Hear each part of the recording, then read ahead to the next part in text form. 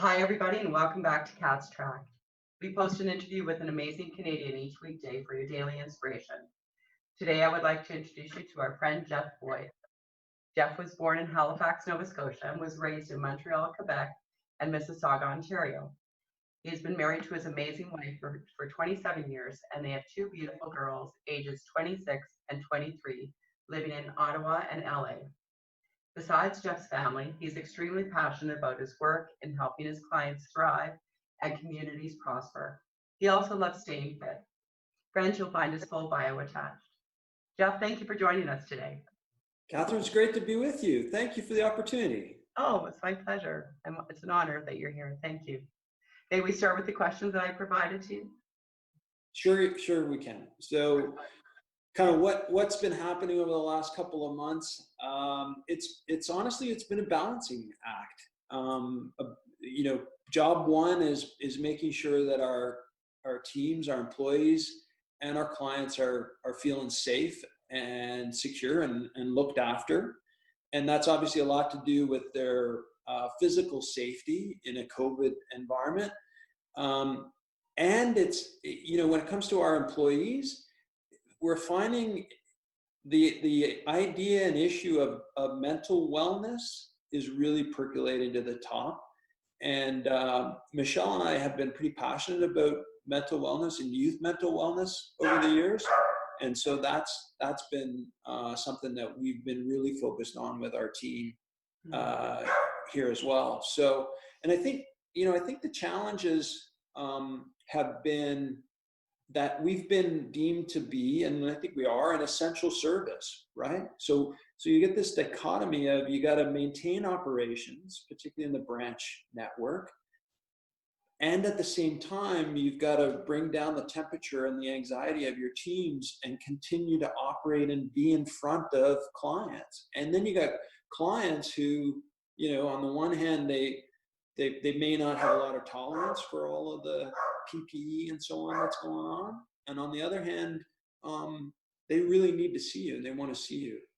And then, you layer on top of all of that, all of the changes that are happening, whether it's trying to get your commercial bankers, your private bankers, your financial planners and so on in a work from home environment, away from their office space, as well as the changes that have been happening to the government programs. And there's been myriad government programs, all well-intentioned and good support. Like everything, there's intended consequences and unintended consequences. So I think, that's kind of been early days. We were really in crisis management mode. And that creates adrenaline and a whole work environment and then gradually, you're not going to. I've been really careful with my folks to say we're not in the new normal. We're in the next normal, because it just keeps changing and iterating, and you got to move from in a leadership capacity. You got to move from a crisis mode to a strategic mode. And what's next? And how do you stay ahead of it? How do you stay just enough ahead that you don't lose anybody, but that you keep marching forward? No, those have been the big things that have kept us busy and focused over the last couple of months. That's a big job, Jeff. How many people report to you? There'd be, so I have our commercial banking business and our retail business. So we have about 2,500 people in that. And then, of course, in RBC and Alberta and territories, we'd have our capital markets teams and wealth management business, which I don't have direct reporting, but we're very much a partnership in the bank. Wow. Great job in navigating through it all. I can't imagine. Well, time will tell about that, Catherine. And how about your three things that you'd like to share with the audience, Jeff? Yeah, so the things that I think about a lot, and I spend a lot of time talking to the team around, are have a lot to do with the attitude and the approach. And one of the asks that I've made, not only of the leadership team but everybody, is on the side of your desk. I would love for you to have a piece of paper and jotting down the things that you find are working really well right now that you never did before or you're doing differently. Because those are the things I want us to come back to as we navigate through. We get, let's say we get to the other side, and let's not lose them, and let's grab a hold of them, incorporate them. Mm-hmm. And so, so I think that the three things are really operating with a strategic mindset. There is that old saying, never waste a good crisis. Yeah. So back to what are you learning, how are you incorporating it, and what are you doing? Sometimes it's really hard to pull up to that strategic view and strategic mindset precisely because you're in crisis mode. But I think it's really important for the longevity and the future of what we're doing. The second is what you've heard, it's been in a lot of the business books these days about a growth mindset, but very much about where do you find the abundance of opportunity. So people, I find, will either in crisis they revert to a mindset of scarcity. There's only so much to go around, and this is mine, and back off. Whereas I think regardless of the circumstances, if you take a mindset of abundance, you create opportunity and you find opportunity. So it really is about that growth mindset. And then the last point is it's a bit cliched, but it is about resiliency, for good or for bad.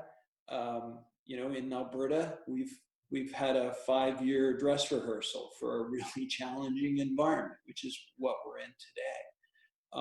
And I think resiliency, I think of two things. One, I think of the FDR back in the Depression. He'd have these fireside chats with Americans so that the media wouldn't skew the message.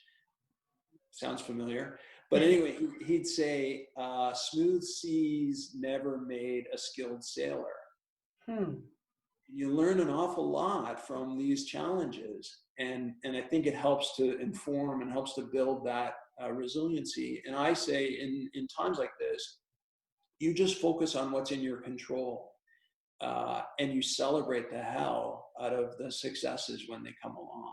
And I think that helps to support and create that resiliency. So those are sort of the three things that I consistently try and speak to with my folks about where we are and where we're going. Everybody wants to know where we're going, what's it going to look like, and you don't always have the answers. But I think if you take those sorts of approaches, you generally can bring people along and end up in a good spot. I love it. I particularly love your mindset around abundance. I believe that too. It's what we have out there, it attracts more, right? So if it's positive, it's more positive. Precisely. And energy, like energy begets like energy, right? For sure. I agree. Thank you, Jeff. And finally, what do you think? What's next for you? What's next for the bank? What's next for our world? Well, fortunately, I get to work for a pretty big organization with a lot of smart people, and they've done some really good work looking ahead and a bit of thought leadership on looking ahead. And clearly, we've been talking about this idea of being in the fourth industrial revolution, the digitization of our world. And I think COVID has demonstrated that we're all very much human and vulnerable, but there's no slowing down this digitization and this industrial revolution that's going on. And I think it starts to inform a lot of where we are today, how we react, but how we have to start thinking about the future. And it frankly has the potential, whether it's different forms of intelligence, the data that we harness, the technologies themselves, it has an ability to really impact how we live, how we work, how we relate to one another, personally, and communicate, and so on. I think the economic recovery is going to take some time. There was talk about whether it was a V shape or a U shape or a W, all these letters. It's looking like it's going to be a big check mark of recovery. But those changes on how we live our lives is happening fast, and it's hitting every business, every community, and every person in a really big way. So if you think about what's next, this report, I think it did a really good job. It identified kind of 8 big trends that are underway. And then I think it's important for all of us as business people, as consumers, to think about the implications of that. What are the positive implications?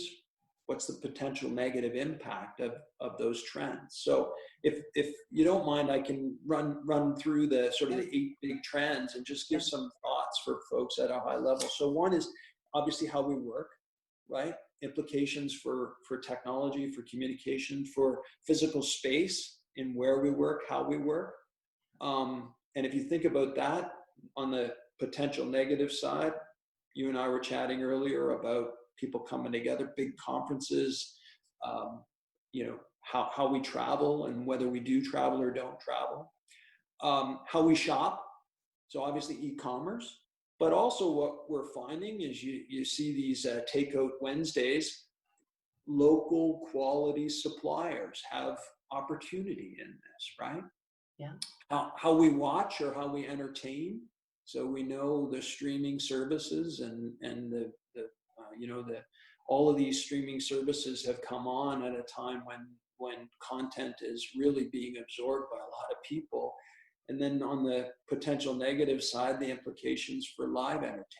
You and I were chatting about that a little earlier. How we share.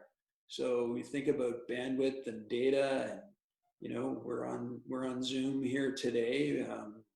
Saying I've got Teams, I've got Zoom, I've got WebEx. Some of them I can use in the bank system. Some of them have to be outside of that system. And then what are the implications around cybersecurity and the potential damages of that? It's incredible the appetite that our commercial clients have to understand the risks associated with cybersecurity. How we travel, another big theme. So, probably more local, maybe more modest, more active, and what the implications are for, large hotels, cruises, for example. How we heal. So, that has a lot to do with healthcare, PPE, but also the supply chain. We saw implications of all made in China PPE and timelines and access and quality and so on. And what does that mean for opportunities locally that people might take on? How we learn. Clearly, institutions, post-secondary institutions that don't have good digital platforms and digital capability are going to suffer. And I'm connected to a couple of university advisory boards that, they're very concerned about foreign students, and that source of, there's a business connected to that, right? And lastly, how we trade. So that's, manufacturing capacity, long supply chains, whether you're export oriented, and what are the implications potentially for higher prices, and how does that look and impact all of us in what we consume and how we do business. So just really high level, Catherine, but some of the implications across some fairly large trends, and I think it's important that we are all thinking about how it impacts us personally and in business in the near future. I agree. Wow, thank you for sharing those with us. I'm very, very appreciative. Well, there's actually, if you go to RBC Economics, there's some great material and as I said, some thought leadership, financial forecasts, all available to anybody, no cost, obviously, for their own use. Oh, thank you. Thanks for sharing that. I really appreciate it. Yeah. Awesome. Thank you again. And everybody, thanks for joining us with Mr. Jeff Boyd. It was a great CATS track, and I'll look forward to seeing you next time. Bye, everybody. Thank you.